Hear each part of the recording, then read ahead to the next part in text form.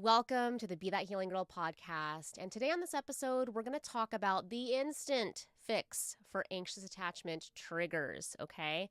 So when you're in that spiral of overthinking, you're just playing out the scenarios, making up fake scenarios, you are kind of being sneaky, you're trying to get that reassurance and just tell me you love me. Or maybe you are on that spiral. One of the things you do is to beat yourself up, to just kind of, why did I send that? Why did I say that? Why did I word vomit?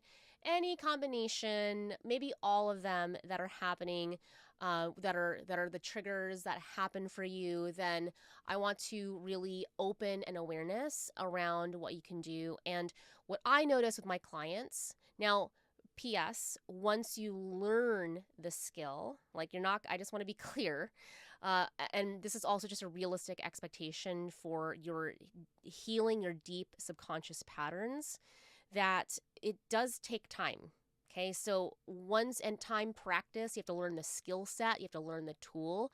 But what I know when my clients do these pieces, it's not even, I just gonna flex, like it's not just instant. They stop these triggers in their tracks. Now that's also not to say that you'll never get triggered. Honey, life is triggering. Okay? Have you ever sat in traffic and somebody cut you off? Like, life is triggering. And when you develop these skill sets, when you get practice at them, which FYI, if you're a high achiever, which I'm highly likely that you are, it does mean that it's going to be messy. Like, taking action when you're not used to something is going to be messy, and that often is what holds us back. So I just want to, before you save this and download the episode, which please do, I want to set realistic expectations for yourself. For yourself. For who? For you. That truly healing all of these pieces that have led up to this spiral that can feel out of control, that feels like you can't tell up from down. It is like the worst hangover possible. And I've had some bad ones, and I've had actual alcohol hangovers and an anxious attachment hangover. It is not pretty, not fun. But I do know that once, I'll talk about the overarching thing here, that once you master it, it is an instant fix, truly. So let's do it.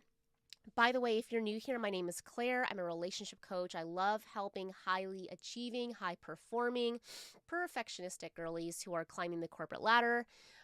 Maybe you have a bunch of businesses, or you have a successful business, or maybe you are an academic. You have a lot of letters behind your name. And this is like my favorite person. You are my favorite person, okay? Because I see myself in you. I have been there, and even though you have all the accolades, the credits, you're probably pretty humble too. P.S. That's also like a thing that I notice. But at the same time, you are highly anxious in your relationship specifically. And it may not show up in your work or with friends, and sometimes it does.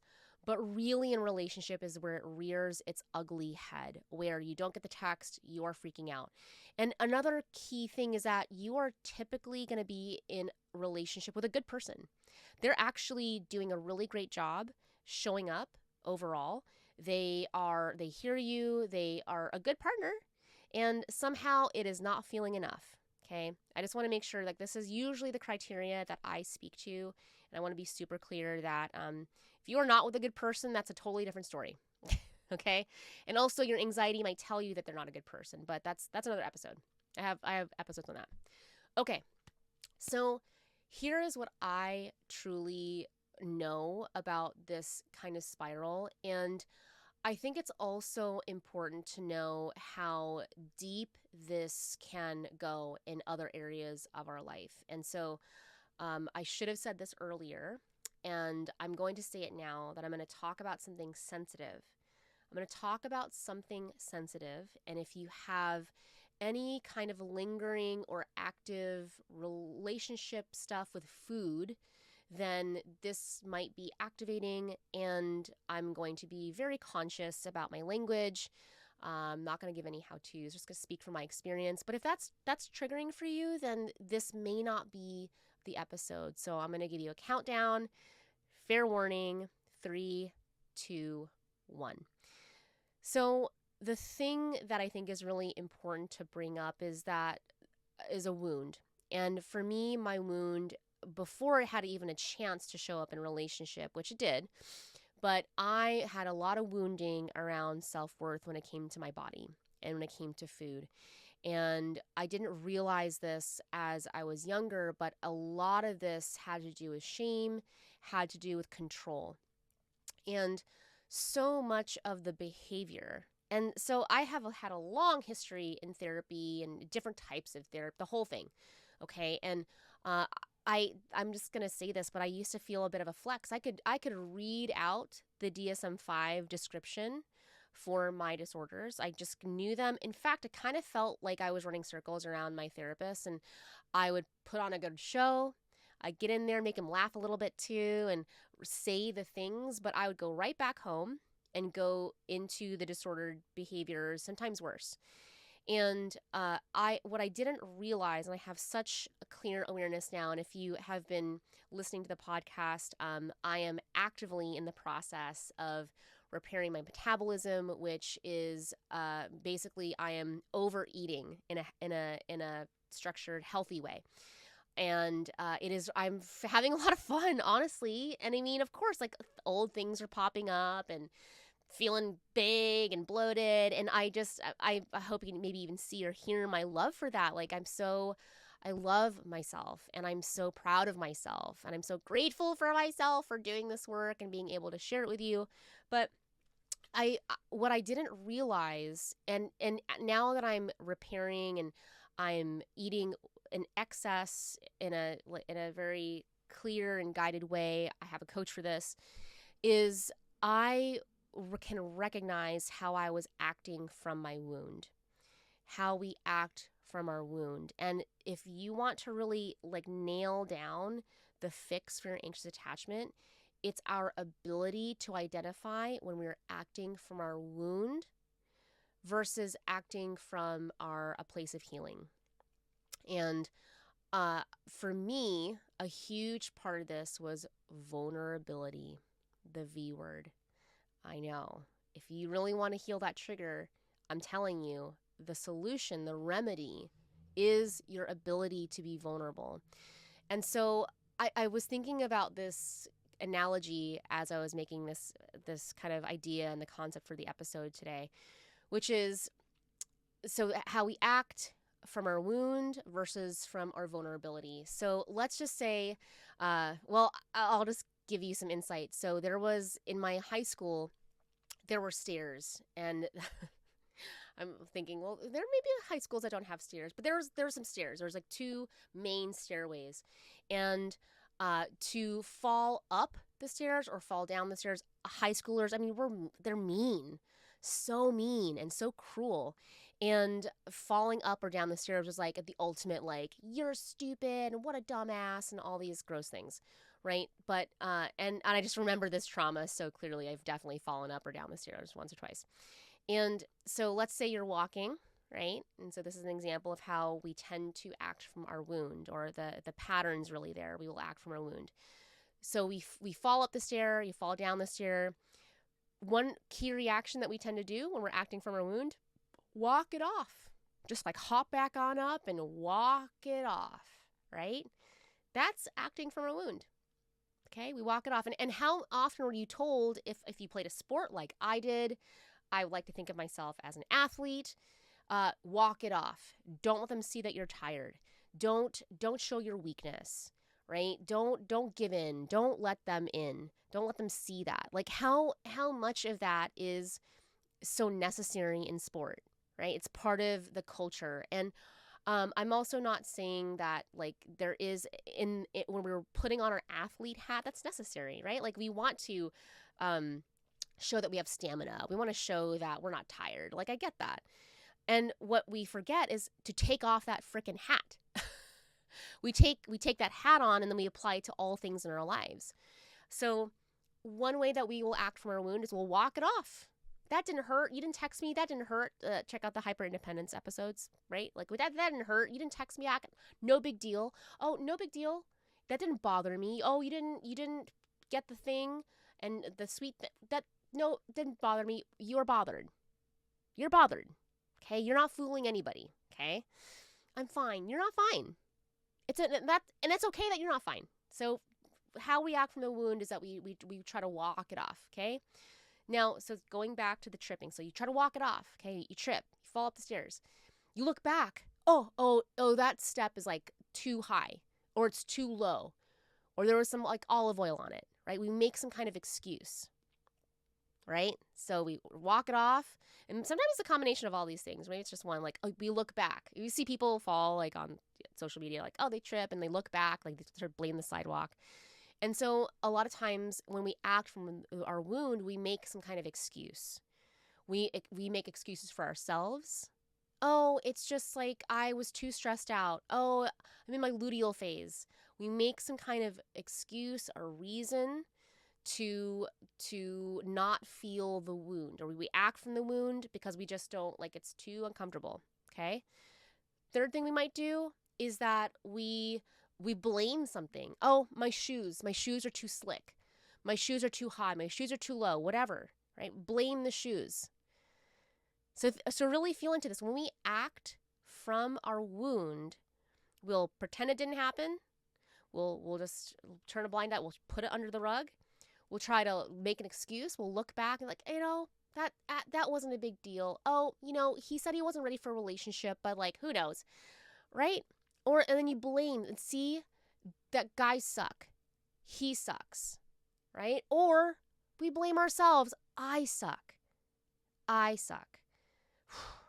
I'm also just going to say you don't suck. Okay? That's a belief. That's something that's running the program. So these are all the things that we tend to do. That's like the overarching thing. And this is, again, more complex, but to simplify it for the episode. So what do? Okay, what's the instant fix, right? We want to lead from a place of healing and vulnerability. Okay? And one of my yoga teachers, she said this in one class, and she is a very, very physical, active, soulful teacher. She's all the things. She's perfect to me. She's not perfect because she's human, but anyway. But one thing that she mentioned in a class one time, it was actually in our 500-hour training for teacher training. I spent a lot of time with her. And she talked about this sense of okayness. Can you be okay with how your body's feeling today? Can you be okay with you didn't hold the handstand for 15 seconds? Can you be okay with doing handstand at the wall? Like and I just, it really took I was in this training for 2 years. 2 years, 500 hours, okay? Like in practicum, in person. It took me 500 plus hours to be quite honest, to really understand how important it was and is to cultivate a deep sense of okayness, a deep sense. So let's go back to the falling up the stairs, tripping, okay? So instead of acting from our wound, the solution would be like, you trip, ooh, that hurt.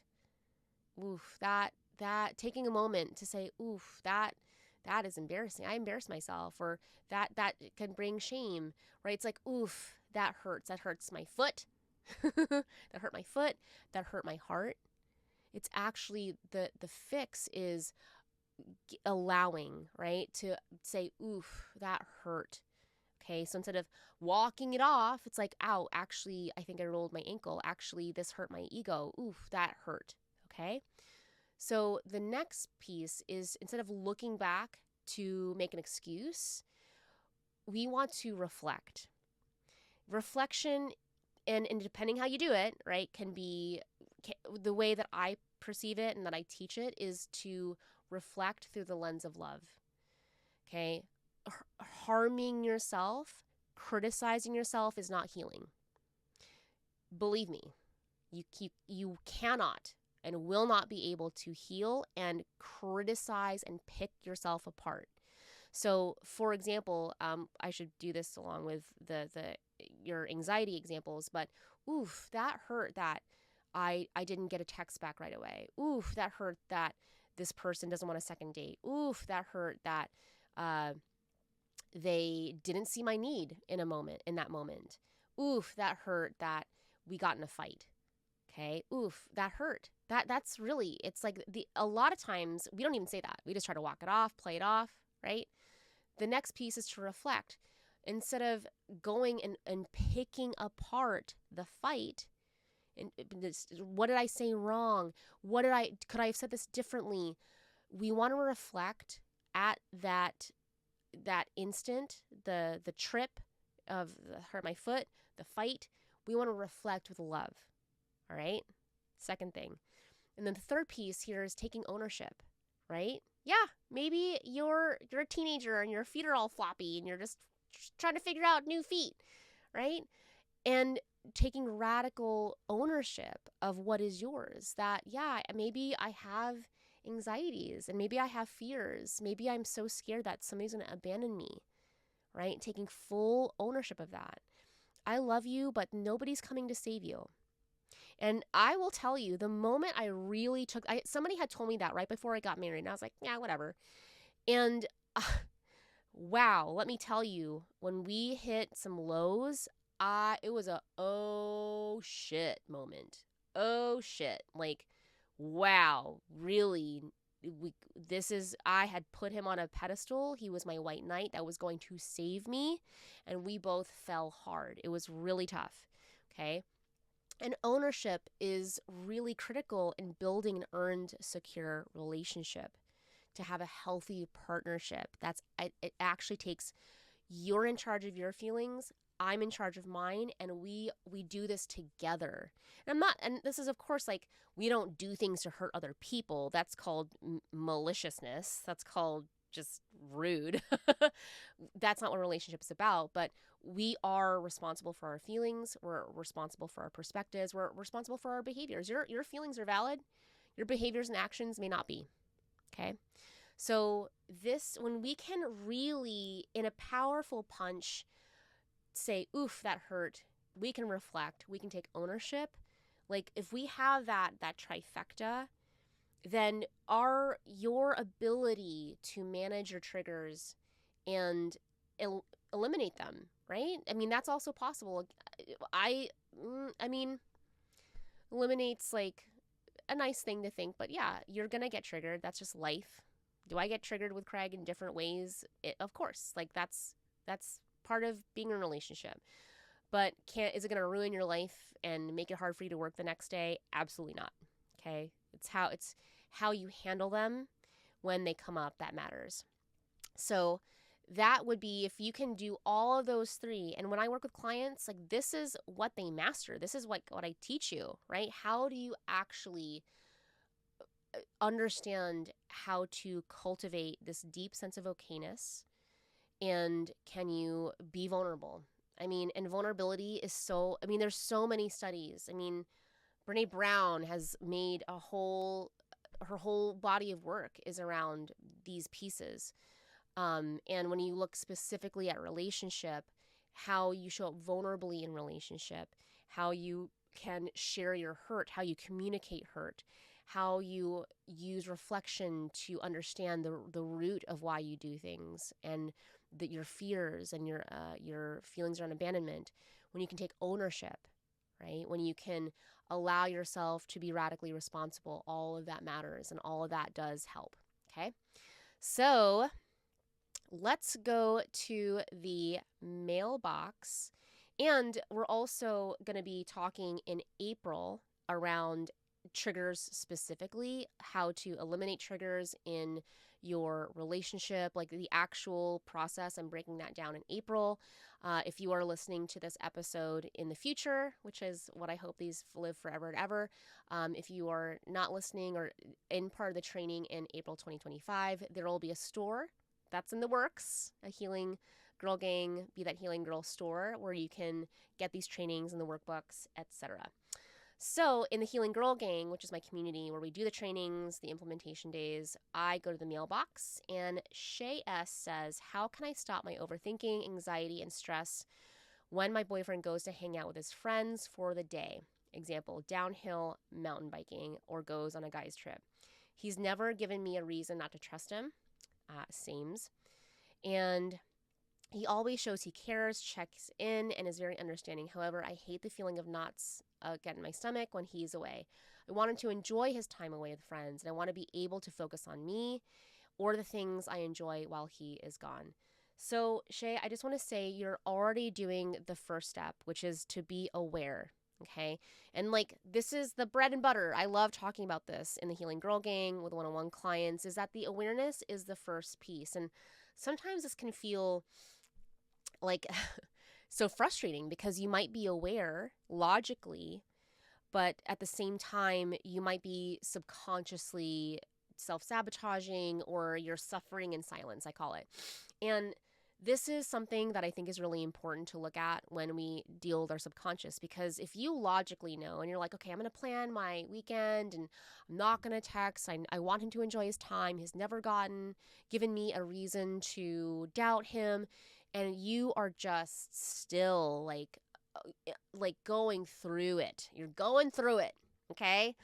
Believe me, I understand this. And it's funny because I went with my family for 2 weeks over the holidays for Christmas. We celebrate.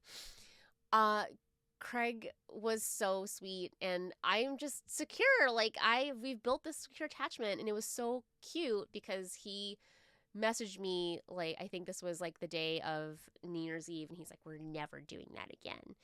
And I was like, oh, the baby. I'm like, we're never doing that again, honey. So cute. But that was not like that. My first holiday without Craig was horrible. He went on a guy's trip, which maybe I'll say this for another episode, but let's just say I was supposed to go. Okay? It was not pretty. And yeah, you want them to enjoy their time, but at the same time, you're in it. You're going through it. So first thing is awareness, okay? And the reason this probably feels so frustrating is because you logically know in your brain that this is not like, you want him to have a good time and you want to have a good time. And this is what I call arranging deck chairs on the Titanic, okay? This is the power of the subconscious mind. That part of the reason why you are going through it, even though logically you know he's never given you a reason, he is showing up for you, he's so sweet, he's so caring, and you are just getting eaten alive by your anxiety, it is not because you're weak. I just want to say this because a lot of times we're like, well, I can muscle my way through the I don't want to laugh at you. I'll be laughing at myself, but like, that is not going to work. Okay? You muscling through it, you trying to outwill your subconscious is not going to work. You can't. And so the reality is that there's deeper things that are happening, and everybody's subconscious is unique. Okay? Like, I love you guys, and I'm sure that some of you think this, well, why can't I just listen to a bunch of podcasts and like figure this out or save a bunch of, like, that's not how this works.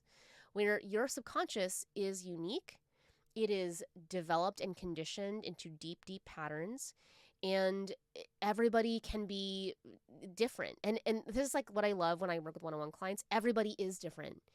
There's not one person that I've heard that I've done deep work with that sounds exactly the same. And it's kind of cool. It's to see how the house was constructed. Like, literally, some people put the windows up and then the doors, and sometimes it's like all so different, and the paint is different. It's like, literally, it is so different. So I just want to say that if you are in this place where you logically know that they're a good person, but you cannot help but feel like you're getting eaten alive, it's not your fault. This is the subconscious. This is how it works. And so deconstructing that, being able to address the subconscious feelings, the subconscious thoughts, you might need a little bit more support. That's just the reality. And of course, are there books and there's a thousand things you could do. And a lot of times what's missing is accountability. And how you get that accountability does matter, because can you get there in a short time as possible? And can you get there in a path that resonates with you the most? So that would be my insight. And you're also in the Healing Girl Gang. You're in the Healing Girl Gang. So the Healing Girl Gang in my book is the cruise ship approach. We're all going together. We're all in the same cruise ship. It may not be fast, right? Because cruise ships don't go like Mach 50. That's a plane. What knots? You're not going 100 knots. I think that's actually impossible. But we're going to all the ports. Okay, so you're in the Healing Girl Gang. Congratulations. We're going to hit the ports, and you can always inquire. You can always see if one-on-one coaching's a fit. Okay, angels, I'm sending you lots of love. Mwah.